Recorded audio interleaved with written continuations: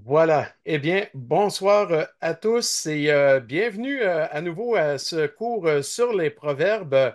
Eh bien, ce soir, je serai tout seul. Mes deux acolytes, Claude-Henri et Kimo, n'étaient pas disponibles pour la session de ce soir, alors je m'occuperai d'un peu tout, quoi, de l'introduction, de la présentation aussi, du contenu de la session de ce soir. Et aussi, je porterai attention, bien entendu, à vos questions. Et puis, je vous encourage à utiliser le bouton Q et R, ce qui facilitera beaucoup la gestion des questions par la suite. Et comme je n'aurai pas de collègues pour faire une prélecture, disons, des questions, alors il faudra être un petit peu indulgent avec moi, me donner le temps de lire les questions et ensuite, dans la mesure du possible, d'offrir une réponse. C'est vraiment une joie de pouvoir être là. C'est notre avant-dernier cours et on rappelle qu'il y a eu un petit changement à l'horaire en cours de route pour la dernière session qui aura lieu le 24 juin. Donc, on note cela à l'agenda. C'est même heure aux mêmes coordonnées Zoom, mais le 24 juin pour notre dernière session sur les proverbes. Alors, je vous propose de débuter premièrement par un mot de prière pour remettre cette session dans les mains de notre Dieu. Et ensuite, nous entrons dans les sections, en fait, le début du chapitre 6, où nous allons considérer toutes sortes de folies qu'il faut éviter en tant que croyants dans nos vies. Mais prions d'abord. Seigneur notre Dieu, nous sommes infiniment reconnaissants pour ta grâce, pour le fait que toi, tu t'es révélé à nous et puis voilà, nous sommes maintenant enfants de Dieu et nous avons le privilège de te connaître, Seigneur, de lire ta parole et d'être formés, voire transformés par elle. Nous te prions, Seigneur, que les proverbes en particulier puissent changer nos vies, que ces principes de vie qui sont véritables, authentiques, puissent toucher nos cœurs et nous amener davantage à la ressemblance de Christ, notre Sauveur. Seigneur, merci pour le frère Fabrice qui s'occupe de la technique. Et puis, on veut te prier de bénir cette soirée, de nous faire du bien ensemble. Et c'est au nom de Jésus-Christ, notre Seigneur et Sauveur, que nous prions. Amen. Eh bien, oui, le sujet de ce soir, c'est la folie qu'il faut éviter et dans différents domaines. C'est vrai que dans notre étude des proverbes, nous avons découvert ensemble que les proverbes peuvent nous apporter la sagesse de Dieu dans nos vies, dans nos relations familiales, avec nos amis, nos compagnons de travail et bien évidemment entre frères et sœurs. Et il faut toujours se rappeler que la mise en pratique de la sagesse sera un message puissant de vie transformée. Il faut se rappeler que notre conduite parle aussi fort que nos paroles et même parfois davantage. Dans la section de ce soir du chapitre 6, nous allons considérer certaines mauvaises conduites comme l'endettement, la paresse, le mensonge, la tricherie et les querelles aussi. Et donc, nous allons regarder cela d'un point de vue thématique par bloc de texte. Alors, je vous propose de faire la lecture d'un bloc à la fois pour ensuite exposer son contenu d'un point de vue thématique.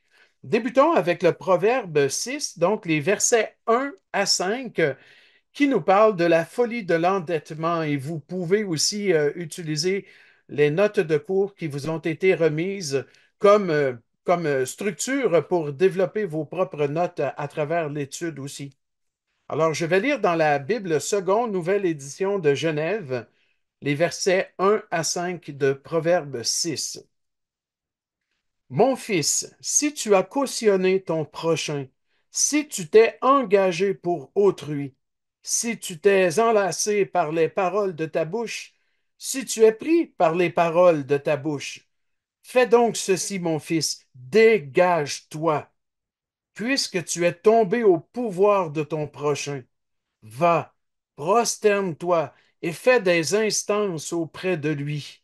Ne donne ni sommeil à tes yeux, ni assoupissement à tes paupières. Dégage-toi comme la gazelle de la main du chasseur, comme l'oiseau de la main de l'oiseleur. Évidemment, c'est un texte qui nous parle d'endettement, mais l'endettement en question dans le texte ici est celui qui consiste à s'engager sans réfléchir à payer la dette de quelqu'un d'autre sans en avoir les moyens. Et un tel engagement était considéré par les proverbes comme étant une folie. D'abord, il faut savoir que la loi mosaïque encourageait déjà le peuple de Dieu à l'entraide mutuelle, particulièrement envers ceux qui avaient des difficultés financières ou matérielles. Lorsqu'un frère juif prêtait de l'argent, par exemple, à un autre frère juif, eh bien, il ne devait pas lui charger d'intérêt. Nous lisons cela très clairement dans le contexte de l'Alliance mosaïque dans le livre du Lévitique, au chapitre 25, vous lirez les versets 35 à 38 en particulier. Et tout cela s'appliquait dans le domaine financier et matériel, et en particulier pour ce qui concernait les ventes de parcelles, de terrains. Il était très important dans la loi mosaïque de venir au secours des frères et sœurs, j'entends de la communauté juive, qui étaient dans le besoin. Cependant, il arrivait parfois qu'une personne s'engageait pour une autre personne sans réfléchir. Et les proverbes avertissent à répétition de ne pas s'engager à payer les dettes de quelqu'un si on n'en a pas les moyens. J'aimerais juste regarder brièvement, très rapidement, quelques versets pour voir à quel point c'est une vérité dans les proverbes sur laquelle la parole de Dieu insiste beaucoup. Ce serait un engagement complètement inconsidéré qu'on ne doit pas prendre. Regardez par exemple Proverbe 11 au verset 15. Proverbe 11, verset 15. Vous comprenez que j'ai ma Bible là, juste devant moi et donc je lis dans cette Bible seconde tout le temps. On voit ici, verset 15 de Proverbe 11, celui qui cautionne, donc qui s'engage à payer la dette de quelqu'un d'autre, il s'en trouve mal. Celui qui cautionne autrui s'en trouve mal. Mais celui qui craint de s'engager est en sécurité. Craindre de s'engager dans le sens d'être prudent, tout simplement, de réfléchir avant de s'engager à vouloir payer la dette de quelqu'un. On voit que cette thématique revient assez souvent un petit peu plus loin au Proverbe 17. On lit sensiblement la même vérité dans le verset 18. Proverbe 17, verset 18 qui nous dit, l'homme dépourvu de sens prend des engagements, il cautionne son prochain. Donc, il est dépourvu de sens parce qu'il n'a pas réfléchi à sa capacité à rencontrer ces engagements-là. Peut-être qu'il l'a fait de bon cœur au départ, mais s'il ne peut pas et n'est pas certain de pouvoir tout de suite rencontrer ces engagements, eh bien, là, il se lance dans un piège comme un oiseau qui tombe dans le filet de l'oiseleur. C'est ce qu'on a vu tout à l'heure. Un dernier texte dans les Proverbes, juste pour montrer à quel point ce livre-là insiste sur ce principe. On lit au Proverbe 22, versets 26 et 27. Nous allons lire les deux versets. Proverbe 22, verset 26, ne sois pas parmi ceux qui prennent des engagements, parmi ceux qui cautionnent pour des dettes. Si tu n'as pas de quoi payer, pourquoi voudrais-tu qu'on enlève ton lit de dessous toi? Donc, oui, on peut avoir à cœur d'aider quelqu'un qui a une dette, en fait, qui se retrouve dans une situation précaire. On peut le faire si on en a les moyens, si on a cette capacité. Mais autrement, il faut réfléchir et ne pas risquer de s'engager quand on n'aura pas les moyens nécessaires, parce que là, on se lance carrément dans un piège qui peut être dangereux pour nous. Nous engager dans un tel piège c'est très risqué. Mais si quelqu'un est tombé dans ce piège parce qu'il a agi de façon inconsidérée, n'a pas bien réfléchi à sa propre situation, ou quelque chose peut même être intervenu entre le moment où on promet le cautionnement et puis ensuite, bon, voilà, il arrive peut-être une difficulté, eh bien, on se retrouve dans un piège duquel il faut absolument sortir. Et ça peut demander une certaine humiliation en réalité, une humilité, même une humiliation pour s'en sortir. Regardez ce qui est dit au verset 3. Peut-être même que ça avait attiré votre attention, cette phrase. La deuxième partie du verset 3, chapitre 6, dit, Va, prosterne-toi et fais des instances auprès de lui. Ah, bien entendu, il ne s'agit pas ici de se prosterner dans le sens d'adorer ou de rendre hommage, mais de s'humilier. C'est un symbole d'humiliation dans ce contexte-là. D'ailleurs, vous comparerez la version d'Arby, elle est plus claire ici, plus littérale par rapport au texte hébraïque. Donc, ce verset parle de l'importance de s'humilier et de faire tout ce qui est en notre pouvoir pour se sortir d'une telle situation le plus rapidement possible. C'est un principe qui s'applique de manière très large à tous les engagements qu'on serait incapable de rencontrer. Il faut réfléchir avant de s'engager à faire quelque chose pour s'assurer d'être capable de remplir en fait, d'accomplir ce qu'on a dit et faire, en fin de compte, de respecter notre parole.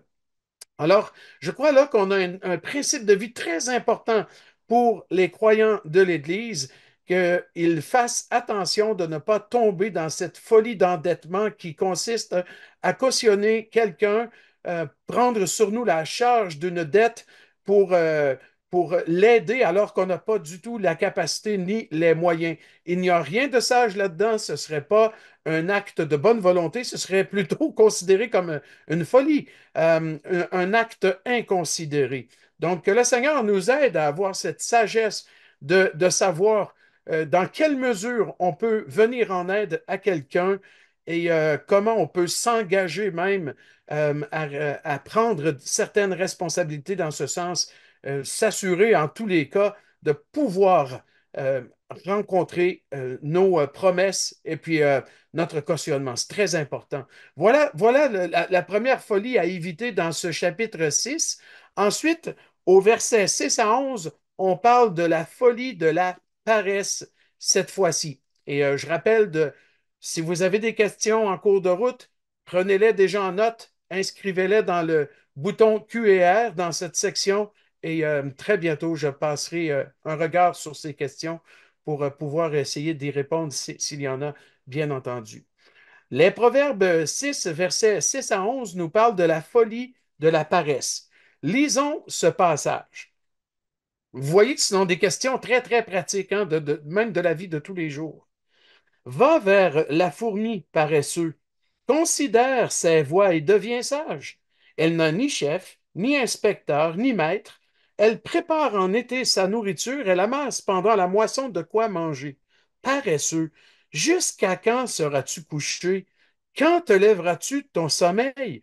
Un peu de sommeil, un peu d'assoupissement, un peu croiser les mains pour dormir. Là, on comprend que dans ce verset-là, il y a un sens d'ironie parce que celui qui a rédigé ce proverbe, il l'écrit un peu avec un ton de moquerie là, pour dire voilà comment le paresseux pense. Hein. Ah, je vais me reposer un peu, je vais prendre le temps, quoi, je vais croiser les mains, je vais faire un petit somme.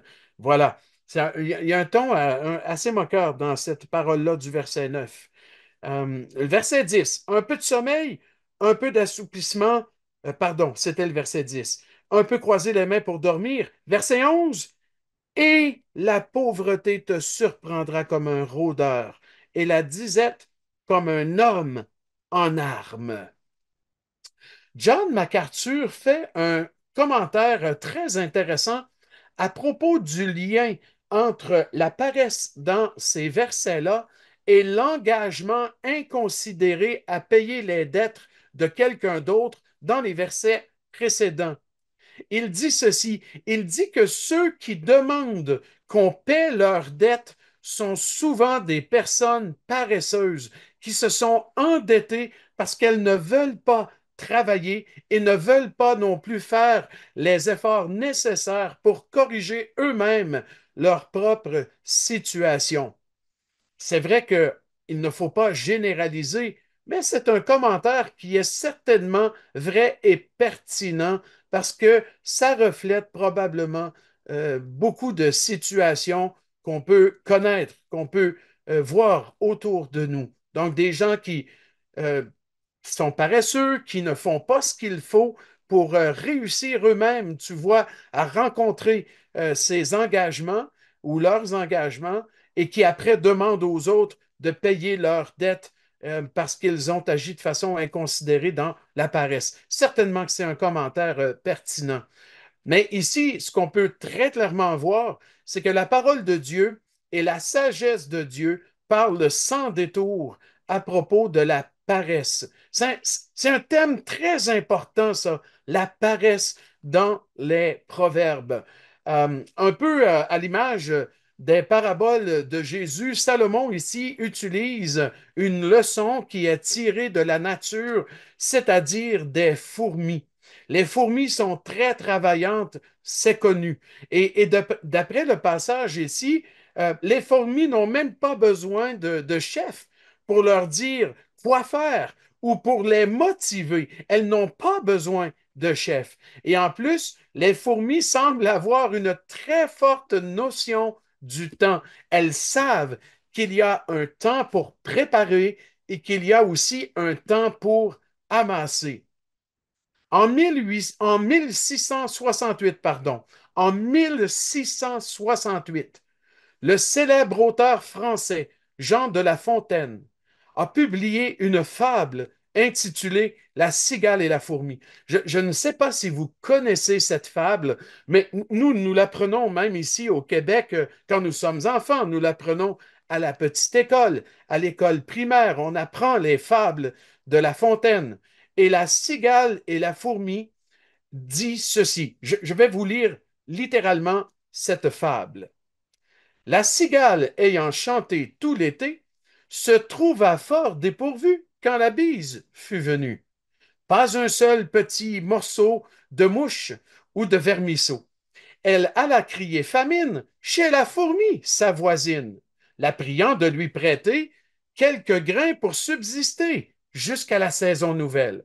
Je vous paierai, lui dit-elle, avant loup, foi d'animal, intérêt est principal. La fourmi n'est pas prêteuse, c'est là son moindre défaut. Que faisiez-vous au temps chaud? Dit-elle à cette emprunteuse. Nuit et jour, à tout venant, je chantais, ne vous déplaise. Vous chantiez, j'en suis fort aise. Eh bien, dansez maintenant. Qui n'a pas entendu cette fable-là? Eh bien, peut-être que vous ne la connaissiez pas, mais une fable écrite au XVIIe siècle et publiée au XVIIe siècle. Et d'après les éditions Larousse qui commentent sur cette fable, on dit que la morale de la fable est que le travail a une valeur fondamentale et il faut savoir être prévoyant dans la vie. Eh bien, cette leçon morale se rapproche à merveille de l'enseignement des Écritures à propos de la paresse, du travail et de la prévoyance. Je me demande même si De La Fontaine n'a pas été influencé par ce chapitre des Proverbes et par ce que l'Écriture enseigne à propos de la paresse en utilisant l'image de la fourmi qui témoigne d'une attitude complètement contraire. Alors, c'est fort possible que l'auteur de la fable ait été influencé par ce texte des Proverbes. Quoi qu'il en soit, la morale de la fable et la morale, si je peux dire, de ce proverbe, exactement la même. L'importance du travail, qui est une valeur fondamentale, et d'être prévoyant. De toute évidence, on lit dans ce texte que le paresseux n'a pas du tout la notion du temps. Remarquez la double interrogation du verset 9 qui répète l'adverbe quand. On voit au verset 9, paresseux, jusqu'à quand seras-tu couché? Il n'a pas la notion de temps. Il ne réalise pas qu'il y a un moment pour travailler, il y a un moment pour dormir. Pour lui, c'est toujours le moment de dormir, ou le moment de se reposer, ou de croiser les mains, ou de faire une petite sieste. Puis on voit tout de suite après, dans le verset 9, quand te lèveras-tu de ton sommeil? Deux fois l'adverbe quand est utilisé ici parce que le paresseux, pour lui, c'est toujours le temps pour dormir, c'est toujours le temps pour ne rien faire. La sagesse de Dieu dans les Proverbes avertit le paresseux qu'il sera surpris tôt ou tard par des circonstances imprévues, un peu comme le texte utilise l'image de la surprise causée par un rôdeur ou un voleur qui arrive tout à coup. Il se fait surprendre parce qu'il n'est pas prévoyant, il n'est pas aux aguets. Et alors, ce sont les circonstances de la vie qui le surprennent. Alors, on peut certainement tirer beaucoup de leçons importantes sur l'importance en réalité de ne pas être paresseux. Les enfants de Dieu doivent être travaillants, persévérants, courageux et qui prennent leurs responsabilités. La fourmi dans la nature, tout petit, c'est rien du tout une fourmi, eh bien, elle nous enseigne cela. Et la seule chose qui attend le paresseux, c'est la ruine d'après la sagesse de Dieu dans les Proverbes. Là, maintenant, il est très important de comprendre que la pauvreté n'est pas toujours une conséquence de la paresse, bien entendu, mais la paresse n'apportera jamais rien d'autre que la pauvreté. C'est ça la leçon que ce texte-là veut nous donner. La pauvreté n'est pas toujours une conséquence de la paresse, mais la paresse n'apportera jamais rien d'autre que la pauvreté. Voilà les deux premières leçons de ces 14 premiers versets de Proverbes, en fait 15 premiers versets de Proverbe 6. Alors déjà, je vois qu'il y a une question. Je vais porter attention. Oui, c'est. On comprend qu'il y a aussi des questions qui sont fortement liées à ouais, notre aspect culturel ou social dans lequel on vit. Je vais essayer de bien comprendre la question ici. On dit, considérons dans un couple où la femme ne travaille pas, mais qui a cautionné une dette, comment le mari peut s'en prendre? Si je comprends bien la question, c'est est-ce que le mari doit décharger son épouse de la caution qu'elle a prise de manière probablement inconsidérée. Bien entendu, quand on est marié, on vit en couple et on doit faire les choses en couple, ensemble. Donc, c'est malheureux si une situation comme celle-là se produit. Ça implique qu'on devra tout faire par la suite, un peu comme les proverbes nous avertissaient, tout faire pour se dégager d'une telle situation.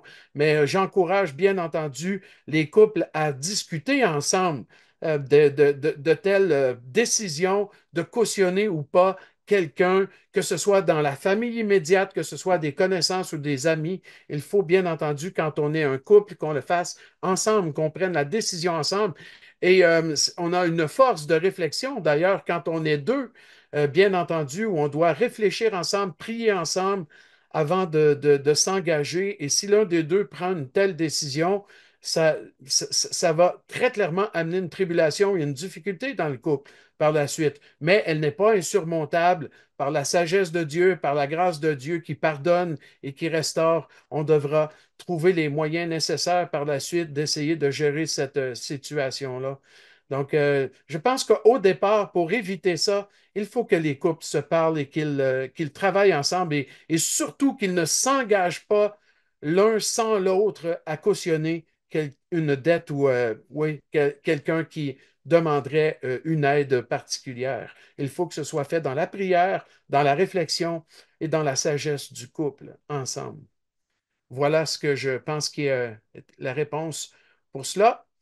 Euh, j'ai rien d'autre pour l'instant, donc je vais continuer tout simplement avec la section suivante, la section 3, si on peut dire, la folie du mensonge de la tricherie et des querelles. Et ça se trouve être les versets 12 à 15 que je vais lire maintenant. Donc, Proverbe 6, versets 12 à 15. L'homme pervers, l'homme inique marche la fausseté dans la bouche. Il cligne des yeux, parle du pied, fait des signes avec les doigts. La perversité est dans son cœur. Il médite le mal en tout temps. Il excite des querelles. Aussi sa ruine arrivera-t-elle subitement. Il sera brisé tout d'un coup et sans remède. Dans ce passage, le mensonge est une caractéristique de l'homme pervers et inique ou injuste dans ce passage. Le mot pervers en hébreu est Bélial. C'est un mot qui décrit littéralement une personne indigne, une personne qui n'a pas de valeur. Ici, ce terme-là est mis en parallèle avec iniquité, inique, qui signifie aussi injustice. Intéressant de voir la corrélation entre les deux termes. C'est une personne indigne, sans valeur, et donc qui est caractérisée par l'injustice, l'iniquité, parce que pour lui, rien n'a de la valeur. C'est un mot qui en est même arrivé à devenir un nom propre pour désigner le diable.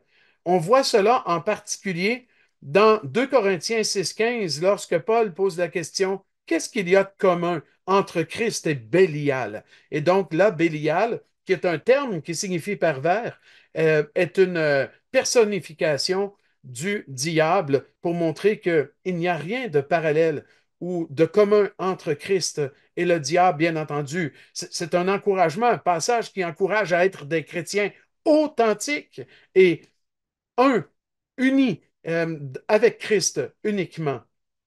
L'homme Bélial, donc si on reste dans le sens très littéral de Proverbe 6, et d'ailleurs la version d'Arby a traduit ainsi, sauf erreur de ma part, eh bien l'homme Bélial n'a pas d'intégrité.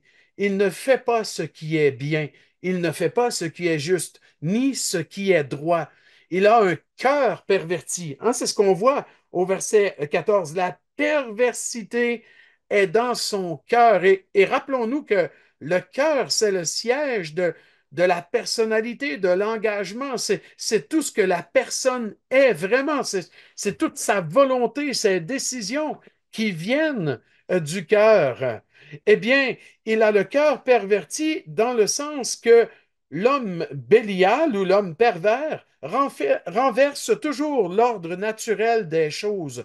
Comme on dit dans une expression peut-être qui n'est pas connue chez vous, mais on dit parfois qu'une personne vire tout sans dessus-dessous. Autrement dit, virer tout sans dessus-dessous, ça veut simplement dire d'être complètement désordonné, de faire, en fait, d'appeler le mal bien et le bien mal. Et pour lui, l'homme pervers, le bien est mal, le mal est bien, et tout est viré sans dessus-dessous. Alors, une telle personne n'hésite pas à mentir et à utiliser des signes même hypocrites avec ses alliés pour provoquer des querelles. Alors, non seulement c'est une personne qui utilise sa bouche pour faire le mal, mais aussi tout son corps. Remarquez comment les mains sont utilisées dans ce passage-là.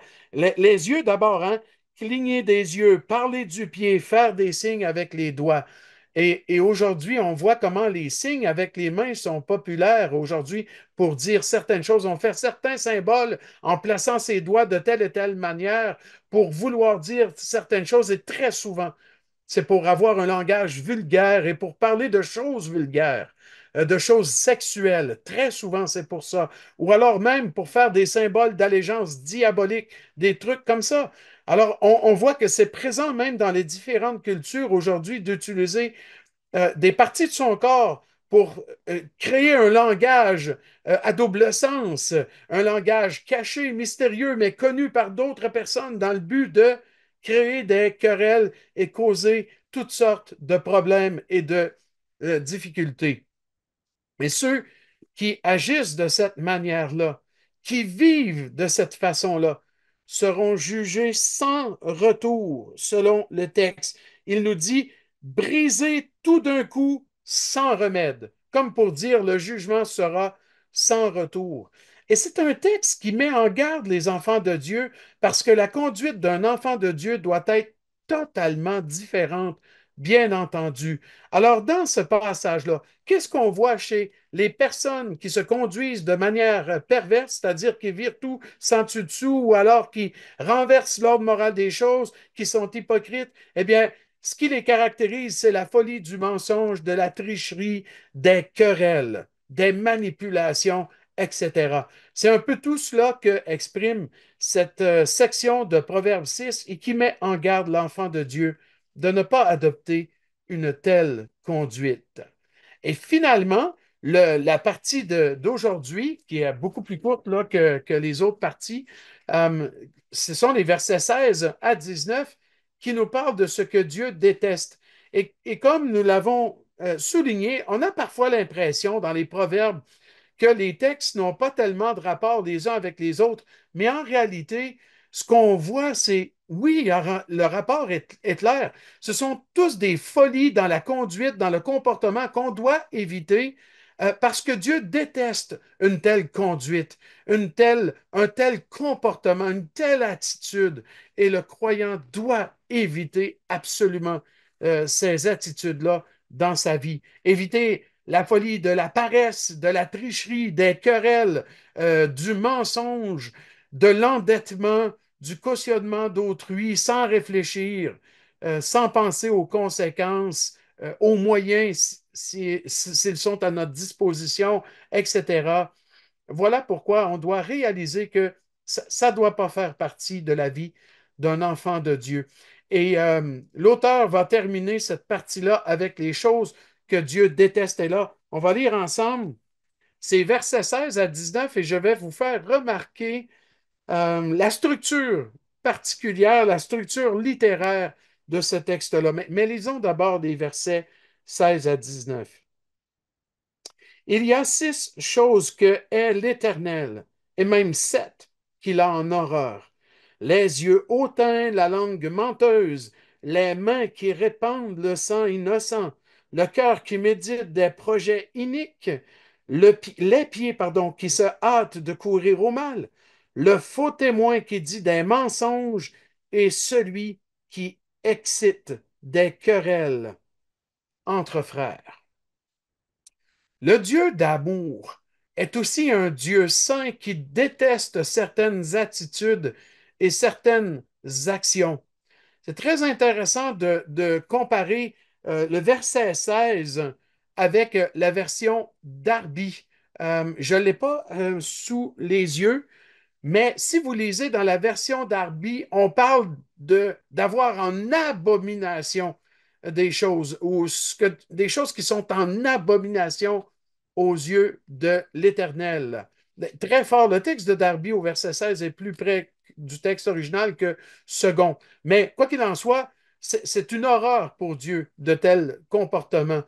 Ce sont des choses qui sont complètement incompatibles avec le caractère saint et parfait de Dieu. Alors oui, Dieu est amour, mais Dieu est aussi saint et il y a des choses, des attitudes en particulier qui sont incompatibles avec son caractère saint et parfait.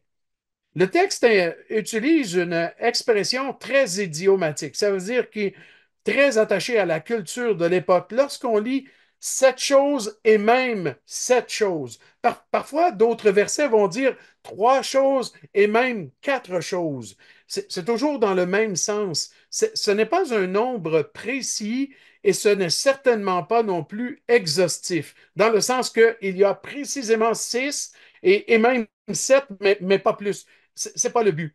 C'est simplement une expression qui sert à souligner quelque chose, à mettre de l'importance sur certaines choses en particulier. Juste par comparaison, vous gardez la place ici parce que nous allons immédiatement revenir, mais tournez dans le même livre des Proverbes au chapitre 30, un petit peu plus loin. Proverbe 30, à partir du verset 15. Nous lisons ceci. La sangsue a 2 filles. Donne, donne. Trois choses sont insatiables. Quatre ne disent jamais assez. Donc, c'est pour insister, c'est pour montrer encore avec plus de force à quel point euh, le mal est insatiable. Certaines choses mauvaises, insatiables, qui n'en ont jamais assez. Lisez au verset 18, toujours dans le même chapitre. Il y a trois choses qui sont au-dessus de ma portée, même quatre que je ne puis comprendre. Verset 21. Trois choses font trembler la terre, et il en est quatre qu'elle ne peut supporter, etc. Vous iriez au verset 29, encore à nouveau, trois, quatre. Je pense entre autres au prophète Amos qui a utilisé aussi une telle construction, une telle structure littéraire dans le but d'insister sur la certitude du jugement de Dieu à venir. Vous lirez le prophète Amos, on voit souvent ça, trois choses, même quatre, trois choses, même quatre. Ici, dans Proverbe 6, et on revient derrière, au verset 16 à 19, l'expression il y a six et même sept, c'est simplement une façon d'insister, souligner quelque chose de très important.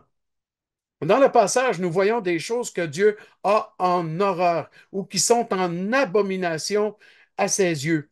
On voit ailleurs dans la Bible que Dieu déteste l'idolâtrie.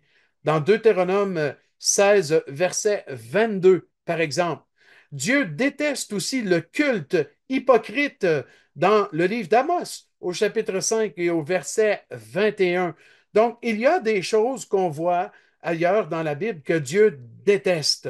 Ici, dans le Proverbe 6, nous voyons sept choses que Dieu déteste, qui sont en réalité toutes des mauvaises attitudes envers les autres et qui décrivent l'étendue du péché dans l'homme mauvais. Tout son corps en est carrément affecté. Premièrement, on voit les yeux hautains, c'est-à-dire un comportement orgueilleux. Ensuite, on a la langue menteuse. On parle de paroles fausses et il n'y a pas de demi-vérité. Ou bien on dit la vérité, ou bien on dit le mensonge, mais il ne faut pas essayer de dire le mensonge avec des bouts de vérité ou le contraire des bouts de vérité avec le mensonge. Ça n'existe pas. On doit dire la vérité, point final, et que la vérité. Troisièmement, il y a les mains qui répandent le sang innocent. Bien entendu, c'est le meurtre qui ici sert à illustrer le plus grand mal qui soit parmi les hommes. Ensuite, on parle de projet inique dans le passage, c'est-à-dire de méditer, de projeter ou de planifier le mal, mais dans son cœur. On a les pieds qui se hâtent de courir au mal, c'est-à-dire le désir de faire le mal. On a hâte de faire ce qui est mal. Il y a le faux témoin, donc qui est prêt à mentir pour nuire à quelqu'un, et finalement celui qui excite les querelles ou des querelles entre frères. On parle ici de ceux qui agissent avec un esprit de comparaison, de compétition et d'orgueil par rapport aux autres. Vous savez que d'un point de vue littéraire, ces versets-là sont construits sous la forme d'un chiasme. En réalité, les versets 17, 18 et 19 sont construits sous la forme d'un chiasme. Un chiasme, on l'a déjà dit, je pense, mais je vais rappeler, c'est simplement une structure qui est construite de manière symétrique. Donc, on place des idées, des principes de manière symétrique, comme dans un miroir, pour qu'une ligne ou une vérité ou un principe puisse correspondre à un autre principe en parallèle ou de manière symétrique, comme dans un miroir. Et donc, au cœur du chiasme, au cœur de cette structure symétrique, on va trouver une vérité principale qui sera vraiment la vérité du passage ou l'élément clé pour nous aider à comprendre toute la leçon la plus importante à retenir de ce texte-là. Remarquez bien comment ça se présente. Je vais simplement vous indiquer les phrases qui sont en symétrie et donc qui sont utilisées en parallèle comme dans un miroir. Les yeux hautains correspondent à celui qui excite des querelles entre frères. Donc, on a les yeux hautains au verset 17 et on a à la toute fin celui qui excite des querelles entre frères. Les deux phrases parle d'adopter un comportement orgueilleux. Pourquoi il excite des querelles entre frères? Parce que c'est l'orgueil qui motive le cœur. On compare avec les autres, on se compare avec les autres, on s'élève au-dessus des autres, on se pense supérieur aux autres et on développe une attitude de compétition. Et c'est très mauvais d'avoir une telle attitude. Et Dieu a cela en horreur. C'est une abomination pour lui, une telle attitude. Et surtout, les croyants ne doivent jamais manifester une telle attitude. Et pourtant, quand on regarde la réalité, même dans nos églises, on retrouve souvent un tel esprit de compétition, d'orgueil, l'un envers l'autre. On envie les dons de quelqu'un, on voudrait avoir sa crédibilité ou sa notoriété, peut-être, je ne sais trop, ou paraître aussi bien que quelqu'un d'autre, je ne sais. Et là, c'est l'orgueil qui domine le cœur et qui fait en sorte que les personnes attisent et développent ou excite, comme dit le texte, des querelles entre frères. Alors, les yeux hautains et celui qui excite des querelles entre frères parlent un seul et même comportement, un comportement d'orgueil. Ensuite, on a la langue menteuse et on a le faux témoin. Donc, la langue menteuse, le parallèle ou le texte symétrique ou comme dans un miroir, si vous voulez, la langue menteuse, eh bien, c'est le faux témoin qui dit des mensonges. C'est exactement la même attitude, la même vérité. Bien entendu que la langue menteuse, elle insiste sur le fait de dire des mensonges et le faux témoin, lui, va mentir, mais spécifiquement pour nuire à quelqu'un. Alors là, on se rapproche du centre de notre chiasme. On a aux extrémités l'orgueil, un peu plus près du centre, on a le mensonge et ensuite on a les mauvaises actions. Les mauvaises actions. Et remarquez que c'est présenté en utilisant des parties du corps humain comme les mains et les pieds. Alors, on a les mains qui, comment c'est dit déjà? Laissez-moi retrouver la phrase. Les mains qui répandent le sang innocent, fin du verset 17. Et, fin du verset 18, les pieds qui se hâtent de courir au mal. Les deux expressions parlent de mauvais comportements dans les actions. Des actions qui sont présentées à l'extrême, le meurtre et le mal dans l'ensemble qu'on fait. Eh bien, ce sont des attitudes que Dieu a en horreur. Donc, on voit où ça commence dans le chiasme. Aux extrémités, l'orgueil. Ensuite, les paroles, ensuite les actions. Et là, on se rapproche du centre. Et le centre va nous parler du cœur, parce que c'est de là que tout part. Et la phrase au cœur du chiasme est cette phrase qu'on trouve au verset 18, première ligne, le cœur qui médite des projets iniques, le cœur. C'est de là que tout part. Rappelez-vous les paroles du Seigneur. C'est du cœur que sortent les mauvaises paroles, les mauvaises actions, enfin, tous les mauvais comportements. Ça part du cœur. Ça part de là. Voilà pourquoi la Bible dit, garde ton cœur plus que toute autre chose. Parce que si on tolère des mauvaises pensées, des mauvaises attitudes dans notre cœur, ça va finir par se transmettre dans les comportements. Alors, je vous présente à nouveau le chiasme et qu'on comprenne très bien la structure littéraire pour voir à quel point c'est important que la racine de tout cela, c'est le cœur et qu'on fasse très attention à ce qu'il y a dans notre cœur. Aux extrémités du chiasme, l'orgueil, les yeux hautains, celui qui excite des querelles. Ensuite, ça se transpose dans cet orgueil, hein, se transpose dans les paroles, des paroles fausses, mauvaises, qui ont pour but de nuire aux autres. Et ensuite, bien, ça se transmet dans les actions par les mains et les pieds qui agissent de manière tellement mal. Et tout cela tire son origine d'un cœur qui est mauvais, un cœur qui n'a pas su juger ces mauvaises choses en nous. Frères et sœurs, on a vraiment une puissante leçon dans cette partie de Proverbe 6 et la fin, là, est le point culminant de cette section des versets 1 à 19 de Proverbe 6, qui nous met en garde contre la folie de mauvais comportements, de mauvaises décisions, toute la folie des querelles, du mensonge, de la paresse, etc. Et pour insister à la fin, le Proverbe 6 nous montre par une structure chiasmique ou chiastique peut-être plutôt, l'importance de veiller sur son cœur, l'importance de faire attention à ce qu'il y a à l'intérieur de nous. Voilà, c'est tout ce que j'avais à cœur de vous partager aujourd'hui dans les Proverbes 6. Et puis, je trouve qu'on a un engagement pour la vie qui est devant nous.